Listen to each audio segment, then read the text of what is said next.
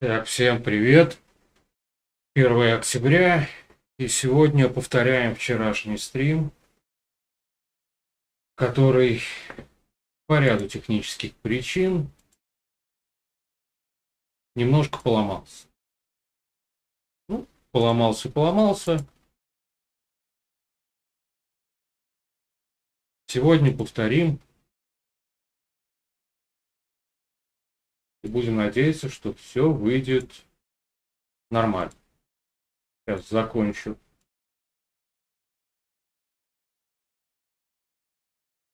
делиться ссылками.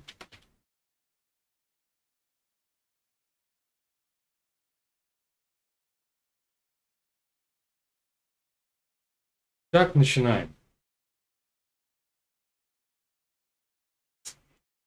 Первый вопрос у нас идет. Хочу рассказать, что у нас не будет стримов на Бутсе. Стримов не будет по одной простой причине. На Бутсе эта технология немножко не отработана.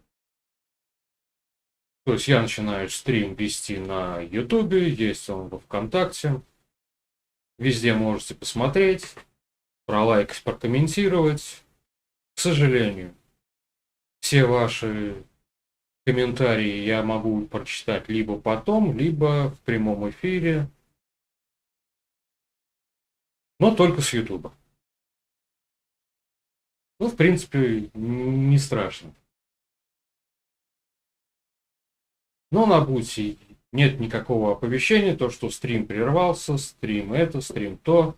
И в итоге, после завершения стрима, не остается никакого поста, где бы этот стрим можно было потом посмотреть.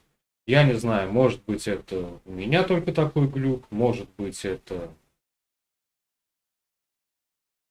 у них так задумано. Ну, в принципе, все те, кто подписан, собирается подписаться на Бусти, те в любом случае будут видеть стрим, без разницы, будет он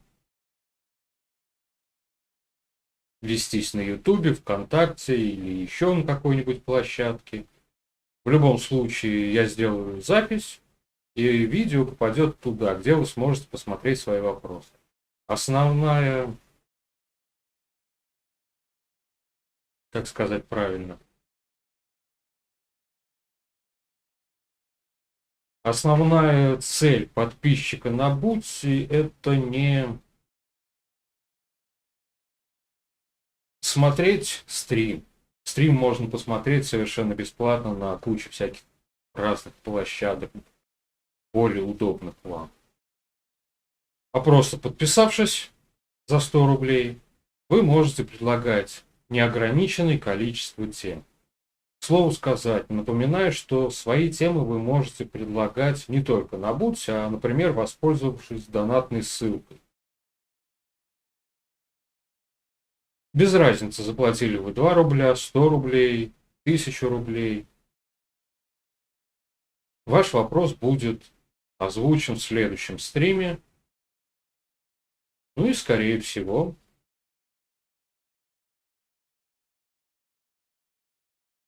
все останутся довольны. Но фишка заключается в том, что вы, воспользовавшись донатной ссылкой, можете попасть под комиссию. Ну, например, если я со своей карты буду делать через такой же сервис, сам себе я не могу сделать донат, но, например, кому-то другому, то с меня будет браться комиссия в районе 100 рублей. Ну и, допустим, вы задали один вопрос, заплатили, ну, грубо говоря, 102 рубля, или вы подписались на Бусти, заплатили 100 рублей и задали не один, а 101 вопрос. Разница, на мой взгляд, очевидна. Также есть сервис, ссылка на него также есть под видео. если на YouTube или ВКонтакте смотрите. Делать там просто задать вопрос автору. По сути дела, все то же самое.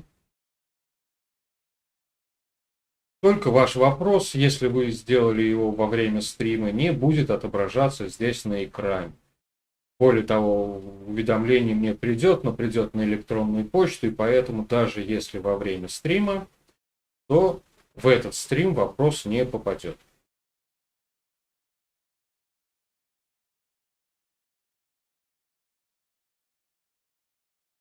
Также есть парочка сервисов, которые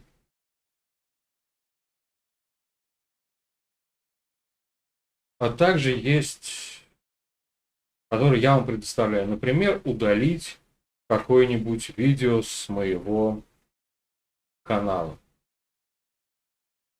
Вы присылаете ссылку, то есть вы оплачиваете этот сервис, 2500 рублей на данный момент. И вместо сообщения ссылку на видео, которое нужно удалить. Ссылку с моего канала. Если вы пришлете ссылку на чей-то чужой канал, то ваши деньги просто-напросто уйдут в донат. То есть будут потрачены на всякое разное, но не на удаление. По той простой причине, что я могу удалять видео только со своих каналов. Есть тоже куча всяких разных нюансов. Например, если в этом видео есть какая-то кем-то другим оплаченная реклама, то видео не будет удалено. Видео просто перейдет в раздел «Доступ только по ссылке». Никто новый его не увидит, но оно все равно останется доступно для тех, у кого есть ссылка.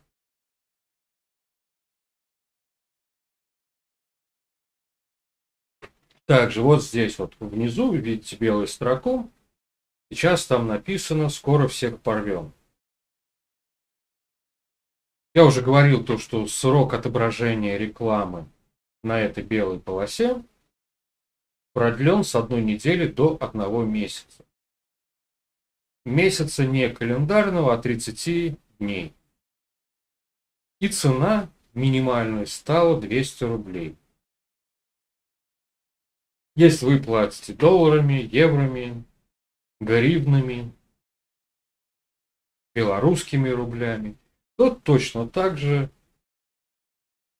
минималка изменена и примерно будете платить в районе 200 рублей. Примерно, потому что все изменения я внес на...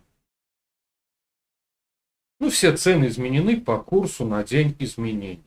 Если евро вдруг станет больше или меньше, то, соответственно, в евро вы заплатите больше или меньше.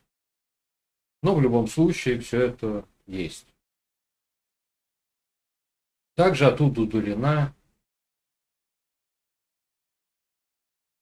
возможность аудиосообщений.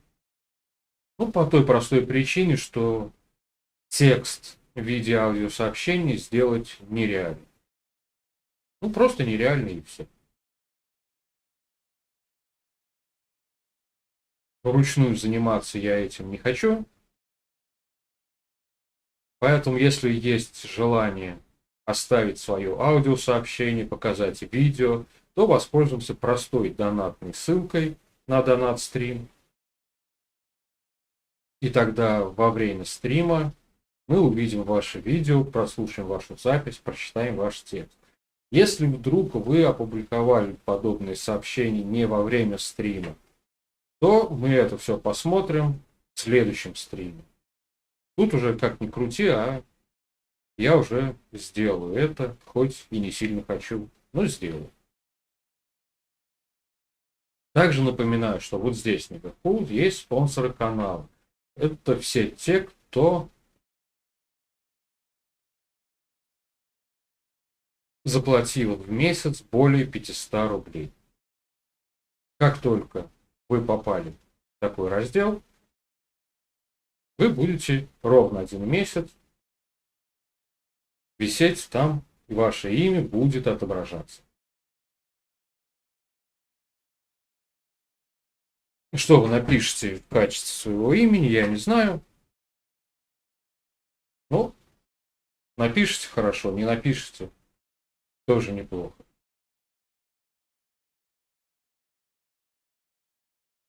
Ну, в принципе, что касается стримов, примерно все рассказал. Следующая тема, также от меня лично, это Укры ВК. У меня нет популярной группы. Та группа, которая есть, сколько? 607 подписчиков на данный момент. То есть жизнь там равна практически жизни на Марсе. Изредка что-то происходит. Но на этом все и заканчивается. Так вот, в этой группе сообщения пришлось сделать закрытыми. То есть любой человек, любой подписчик может написать, но это сообщение буду видеть только я. А сделано это по простой причине. Различные укропаблики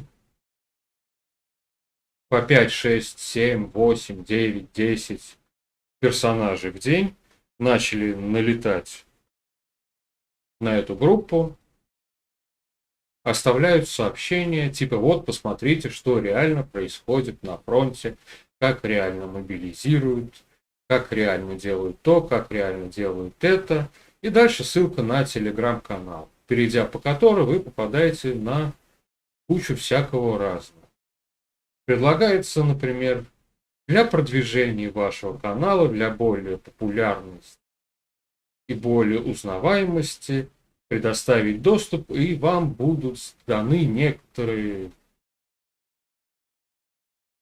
фишки, с помощью которых вы можете набрать 100 тысяч миллионов подписчиков буквально за пару-тройку дней. Если вы даете это разрешение, а как правило, человек не думает, человек сначала делает, а потом рассказывает, как кто-то плохой у него украл. Вы теряете доступ к своему каналу, к своему паблику, и все. И поэтому все подобные сообщения, не подобные, все сообщения остаются закрытыми до того момента, пока я их не прочитаю и либо не разрешу показывать, либо удалю. Удалять я не удаляю просто так. Я еще пишу жалобу.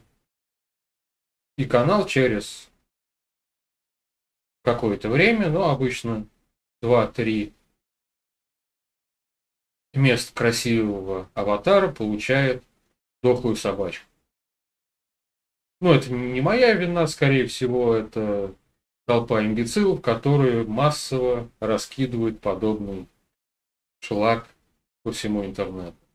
Поэтому жалобы на них пишут оптом, и оптом же они его и получают. И если честно, уже, ну я не знаю, много-много лет всем рассказывают, если неизвестно кто прислал вам ссылку неизвестно куда, не надо читать, что хорошего вы получите по этой ссылке. Нужно просто отправить это сообщение в спам, а персонажа, ну, как минимум, просто заблокируем. Но, однако, раз система работает, значит, люди переходят по ссылкам и делают все то, что от них требуется. А потом, соответственно, жалеют об этом.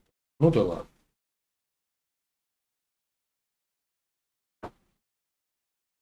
Ну, от меня лично новости закончились, и поэтому переходим к вопросам, которые вы нам присылали.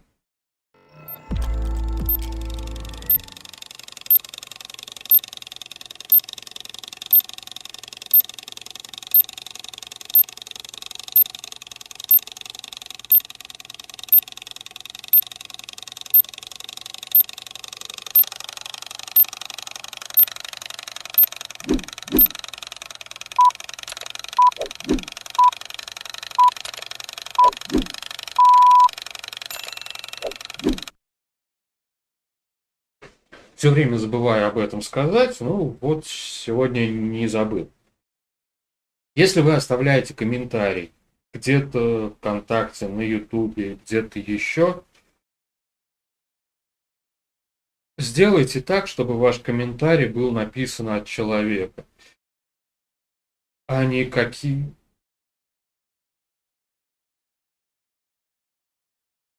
Если появляется комментарий, который ЗБС, НРМ, КЛС, я его просто-напросто удаляю. Если в комментарии есть предложение посетить какой-то другой канал, другой паблик, я его просто удаляю. Поэтому, если есть вопросы, пожелания, пишите конкретно. Вот у меня есть такой-то вопрос, а почему бы не сделать вот так и вот так? Вот у меня есть это пожелание, есть то пожелание. Мне понравилось, мне не понравилось. Я согласен с этим, я с этим не согласен. Пишите, чтобы ваш комментарий был похож на человеческий. И тогда вашему комментарию ничего не грозит. Он будет. Даже если в нем будет высказано несогласие с моим мнением, он все равно останется. И все остальные могут его полайкать, ответить, что-нибудь еще подобное сделать. То есть в этом плане к комментаторам я отношусь спокойно. Любой человек имеет право на любое мнение. Ну, к вопросу. Первый вопрос – это самая громкая тема. Вчера наш царь-батюшка подписал бумажки. И согласно этим бумажкам в Российскую Федерацию пришли ДНР, ЛНР, ЗАПОР-НР и ХЕР-НР. Сейчас Конституционный суд проверит правильность всех расстановок, всех запятых, и если все нормально, данные субъекты станут российскими областями. Будут ли они отдельными областями или объединятся в какую-нибудь новорусскую область или еще в какую-нибудь, покажет время. В принципе, я не разделяю той радости, которую вчера вечером началась в патриотично настроенных блогерских каналах. Пришли? Хорошо. Вернулись домой? Хорошо. Что в этом какого-то прямо сногсшибательно радостного, я не понимаю. Вот если бы вместо Донецкой, Херсонской, Запорожской, Луганской областей присоединилась Украинская область, было бы интереснее. А так,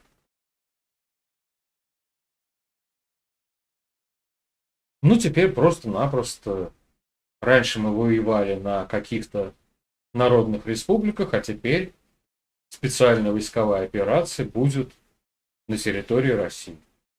Кстати, я не понимаю тем, кто пишет, что вот смотрите, теперь будут стрелять на территории России. На сообщение, что в Курскую или Белгородскую область прилетело что-то, взорвало что-то, погиб кто-то, уже внимания никто не обращает. А туда давно прилетает.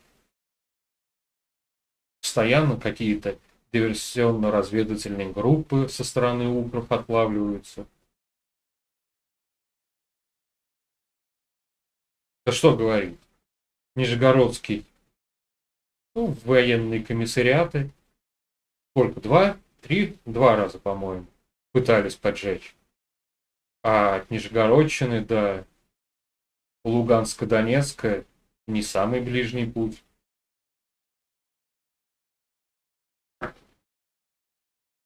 Поэтому это специальная военная операция давно уже идет на территории России. И, если честно,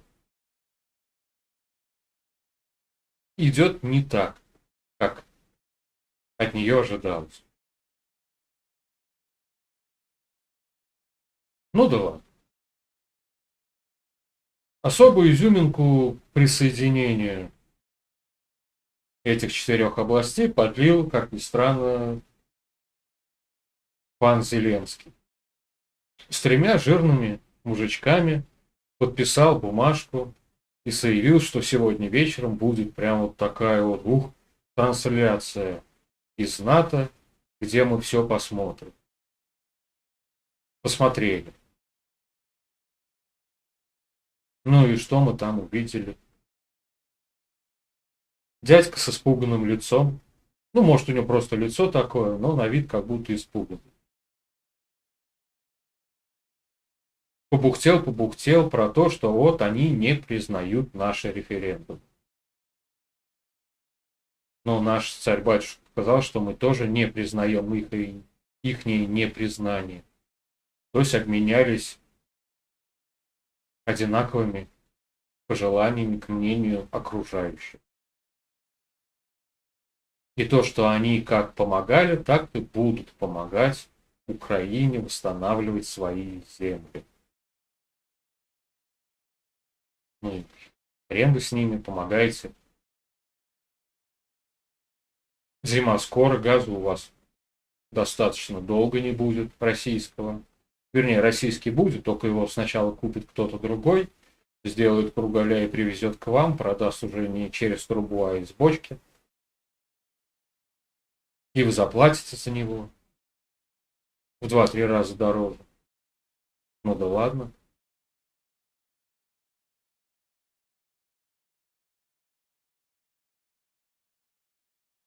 И товарищ из НАТО, который нам совсем не товарищ, заявил о том, что ну, делать нечего, да, помогать Украине мы будем, но в НАТО мы, пожалуй, Украину брать не станем. Ну, а что тут поделаешь? Не станем, так не станем. И получилось, что, ну, некоторые обвиняют нашего царя-батюшку в том, что его речь была много о чем, но, по сути дела, ни о чем толковом. Все то, что он сказал, мы и так без него хорошо знали. Все это давным-давно на повестке дня озвучивается круглосуточно телерадио и дураграм-каналами. Но вот данный шик из НАТО показал, что не только наш царь-батюшка не может ничего толкового, путевого сказать, но, по крайней мере, и НАТО то же самое ничего не может. И если нашего царя-батюшку можно хотя бы послушать, потому что ничего плохого не говорит, то в НАТО нужно нанять нового человека, который пишет тексты. Ну, совсем не трогают, совсем не берут. Как-то они ни о чем выходят. Здесь можно было сказать просто: да, мы недовольны, мы не согласны. Мы поставляли, поставляем и будем поставлять вооружение на Украину. И на все остальное нам похрен. 15 секунд. И эффекта было бы намного больше, чем от, сколько он там, 10-15 минут из пустого в порожнее свои не хочу рассказывать. Я про господина, как он там, Столтенберг из НАТО. И раз уж заговорили про газ, да, северные потоки взорваны. Сначала было сообщено о 3 подрывах, потом нашли 4-й подрыв. Всем рассказывается о том, что восстановить северные потоки практически невозможно. Я не специалист по трубам, которые прокладывают по дну моря, но мне почему-то кажется, что есть определенный участок трубы, вот она большая-большая, и вот эта большая-большая труба поделена на несколько участков, которые просто-напросто перекрываются вентилями, механическими, электронными, прочими штуками. И заменить один поломанный участок дорого, согласен, не быстро, но вполне себе возможно. Но пустить подводную собаку, чтобы она туда-сюда плавала вдоль этого потока, ну, во-первых, там не российские земли, воды. И, на мой взгляд, целостность и сохранность этого потока должны взять на себя страны, по чьим землям он проходит. Дании там всякие, Германии и прочее, прочее, Норвегии.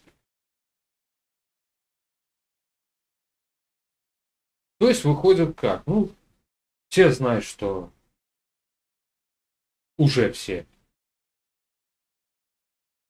дед на перфокартах Байден еще до начала спецоперации заявлял то, что мы постараемся уничтожить Северный поток. Выгодно было его уничтожить тем же самым американцам. Об этом, к слову сказать, вчера наш царь-батюшка конкретно и сказал. Кто такой Байден? Ну, тот самый персонаж, который пытается управлять Европой и прочими странами. Понятное дело, что он точно такая же марионетка, как и Зеленский. Не может. Пускай и мощный, хороший, не в плане хороший, плохой, а в смысле квалифицированный политик в состоянии деменции чем-то конкретно управлять. Есть какая-то группа лиц, которая управляет Байденом, которая через этого самого Байдена пытается управлять всем остальным.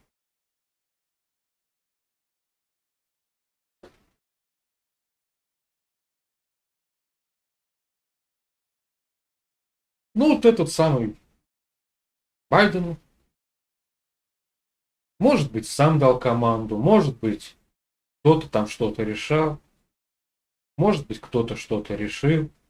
Уже, к слову сказать, и опубликовали заявление какого-то зама, который сказал, что нет, это не мы, нас неправильно поняли, мы имели в виду не взорвать, мы имели в виду экономические санкции, психологические санкции, что угодно, только не это.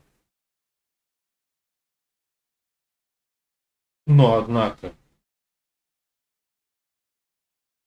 как говорили в Древнем Риме, кому выгодно, тот и сделал.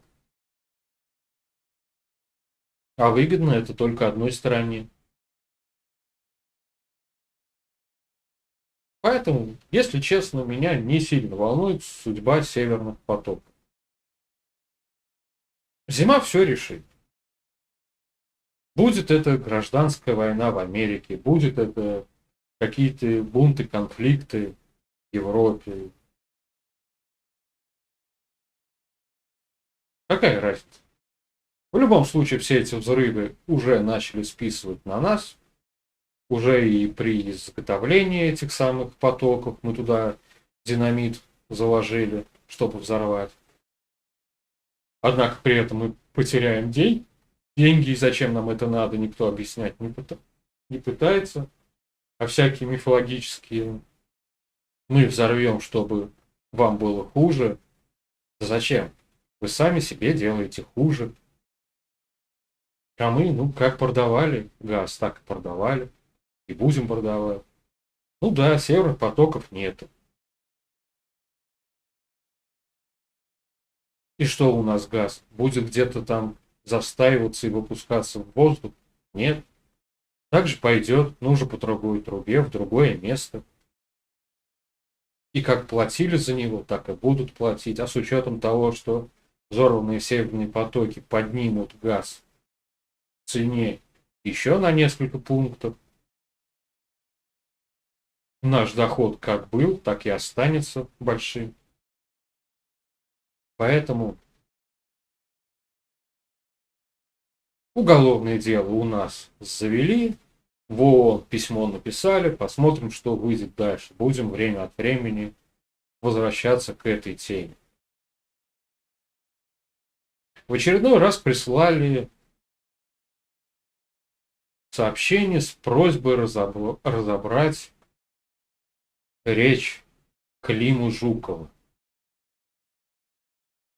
Я уже много-много раз просил о том, что не надо мне присылать данного персонажа на разбор его полета. Несмотря его тексты, я знаю, что если идет разговор про кино, это кино снято по комиксам, которые я никогда не смотрел, которые я никогда не понимал, и дайте мне резиновую хрюшку, я в нее пальцем ткну. Если он говорит про политику, то да, все плохо. Все это было сделано нашим правительством, делается уже 30-40 лет, и единственный способ это все починить и сделать нормально, сделать коммунизм, построить. Коммунизм не строится, поэтому, да, вот вам мобилизация. Ну, куча народу бежит из России.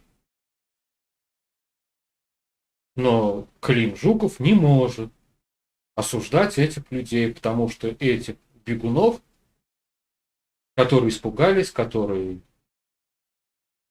струсили, он не может осуждать, потому что их так воспитывало современное российское правительство. Вот если бы их воспитывала коммунистическая партия Советского Союза, они бы были, да, сильные, смелые, а их воспитывала Россия. И воспитать по-другому она их не могла.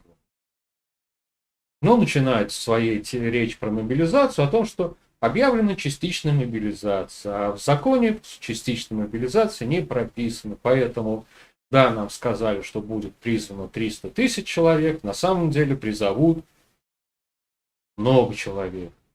И совсем не 300 тысяч. Подняли те цены на бронежилеты, на то все, потому что мы такая бедная, нищая, плохая страна, которая не может обеспечить то, все, это, все. И единственный способ все это сделать, это строить светлое коммунистическое будущее. Если Клим Жуков такой левак,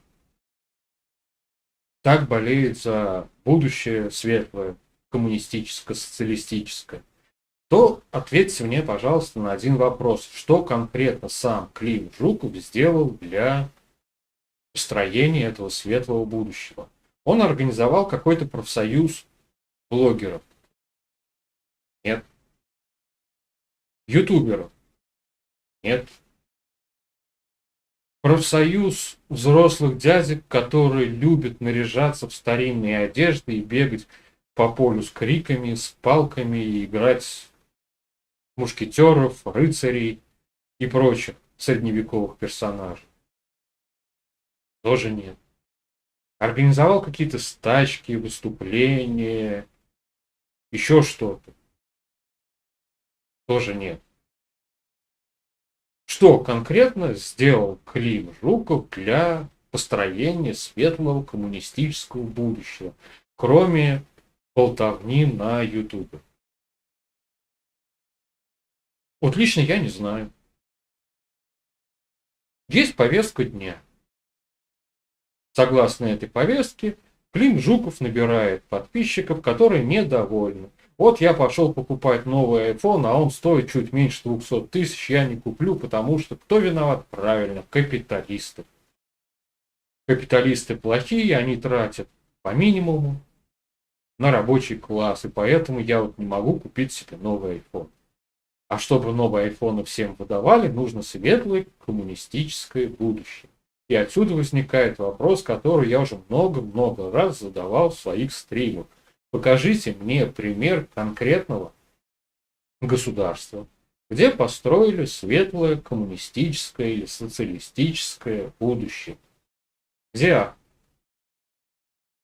от каждого по способностям, каждому по потребностям ходят, живут богато, поют песни, мир, труд, жвачка. Где конкретно есть такая страна? Куба? Нет. Северная Корея тоже нет. Китай отчасти да, но Китай это такой коммунистический капитализм. Да, там коммунистическая партия номер один, но страна все равно капиталистическая. Вот конкретно, где эта самая коммунистическая теория смогла победить? И что конкретно сделал Клим Жуков для построения светлого коммунистического общества в Российской Федерации?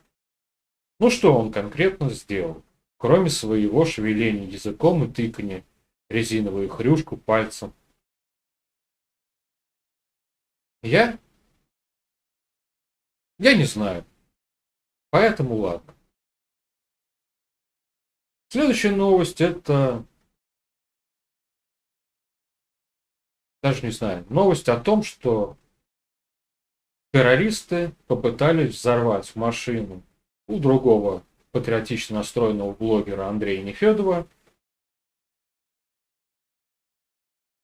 И что из этого вышло? Ну, судя по картинке, машину придется, скорее всего, сдать на запчасти.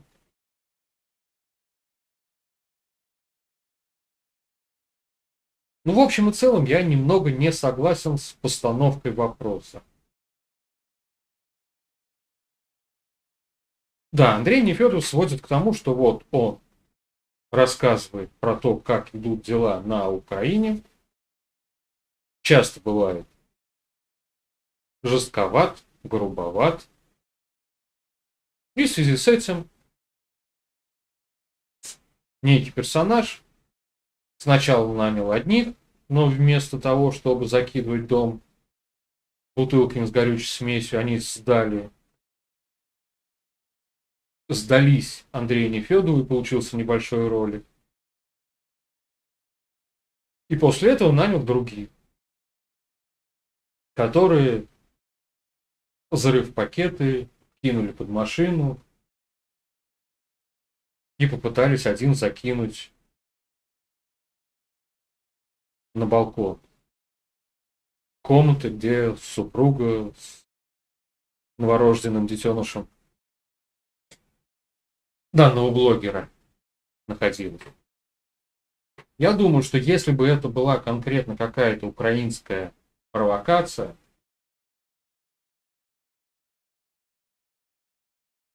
то желающих кинуть сначала бы обучили. Да, бросили большую, крупную, мощную петарду. Судя по тому, как обошлась, что случилось с машиной, петарда была на самом деле мощной. Но если, допустим, эту мощную петарду бы поместили в какую-нибудь бутылку, в которую засыпали, например, шарики от подшипника, гвозди, битое стекло, то получилась бы намного более мощная бомба, которая нанесла бы намного больше ущерба и которая не требовала практически никакого технической грамотности, никаких прямых рук. Все это делается легко, просто. А если учесть, что украинскому заказчику не сильно бы и нужно было заботиться о сохранности исполнителя, то почему бы и нет? Можно было бы научить, как сделать мощно, как сделать то все, и на выходе получить, кроме разломанной машины и небольшой воронки под окном, еще и пару бы разломанных исполнителей. Поэтому я думаю, что да, украинский след здесь есть, но не в том плане, что Украина поискала каких-то там клоунов, которые повелись на все это, а просто какая-то конкретная личность недовольна тем, что Андрей Нефедов озвучил. И в связи с тем, что эта личность недовольна, нанимает имбецилов, которые пакостят всякими разными нехорошими способами. В любом случае, рекомендую всем перейти на канал к Андрею Нефедову, в Телеграм или на YouTube, или без разницы, и посмотреть ролик про данное событие.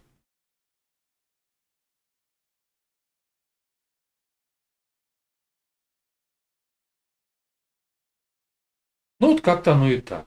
Ну а теперь переходим к киносериальной части.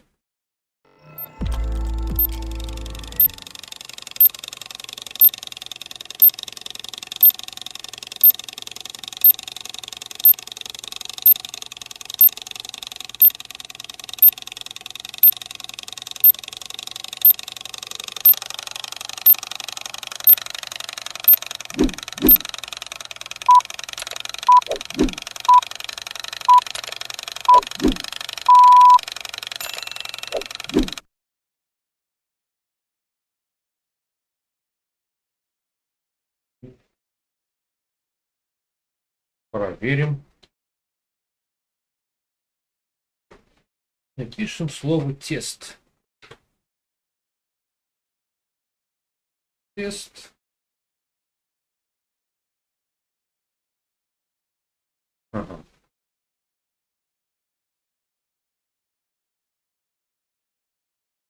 Ну да ладно. Просто увидел, что высвечивается сообщение с рестримом, но рестримом я на данный момент не пользуюсь. Нет смысла пользоваться рестримом, который не рестрим. Ну да ладно. Сегодня поговорим про отечественный сериал под названием «Капельник». В первых сериях нам показывают персонажа, который обычный интерн в обычной клинике.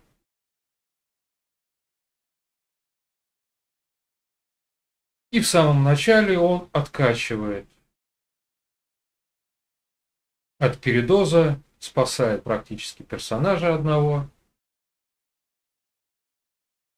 И в связи с этим одновременно попадает на хорошую работу и на удочку у главного врача этой самой клиники. Разбил пару ампул с морфином, что является нехорошим поступком. И был взят на работу, частную работу, ездить по всяким роду знаменитостям и откачивать их от алкоголизма, передоза, перепоя и прочих нехороших поступков. И вот приехав к одному товарищу, откачали его, уехали, а после этого товарищ закинулся еще всяким разным и врезался в остановку на автомобиле, убил 5 человек и тем самым впал в кому. Будучи работником Следственного комитета, то ли Следственного комитета, то ли какого-то там наркоконтроля, имел еще и большого папу. Не в смысле большого толстого, а в смысле высокопоставленного, который решил его отмазать. И начинается небольшая свистопляска. С одной стороны менты, с другой стороны клиенты, с третьей стороны озабоченный заработком безрукий дружок, вернее, с одной рукой. Ну и все заканчивается тем, что данного капельника сажают. Потом выпускают,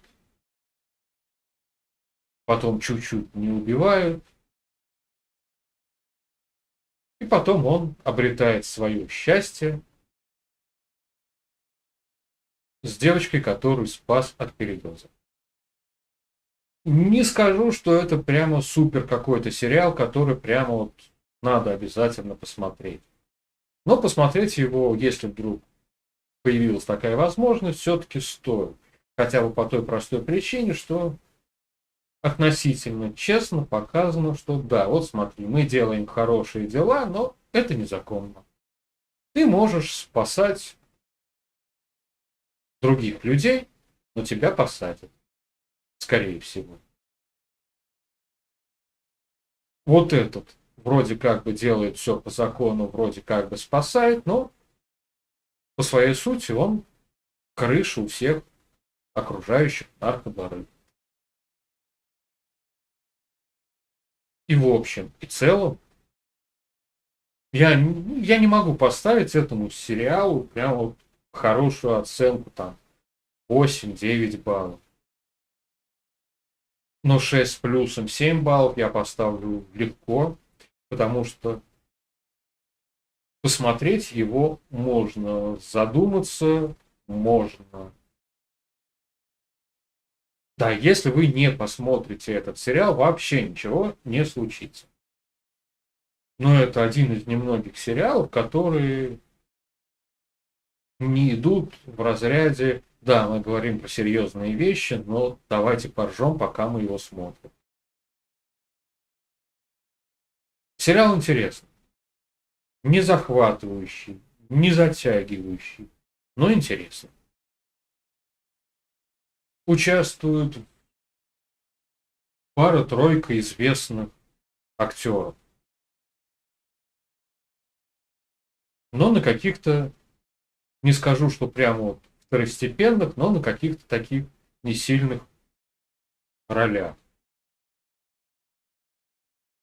Если есть возможность посмотреть, сериал понравился, да, интересно, хорошо, но не более того. Ну, а я, в принципе, с вами начинаю прощаться. В следующий раз мы с вами увидимся. Ну, в общем-то, сегодня у нас 1 октября. И увидимся мы с вами 4 октября. Уже во вторник. То есть через 3 дня. Но это по той простой причине, что так оно получилось. Вчерашняя запись не пошла на пользу стрима. Ну да ладно, все. Конец. Как добавлять свои новости в самом начале я рассказал. Поэтому всем пока. Скоро увидимся.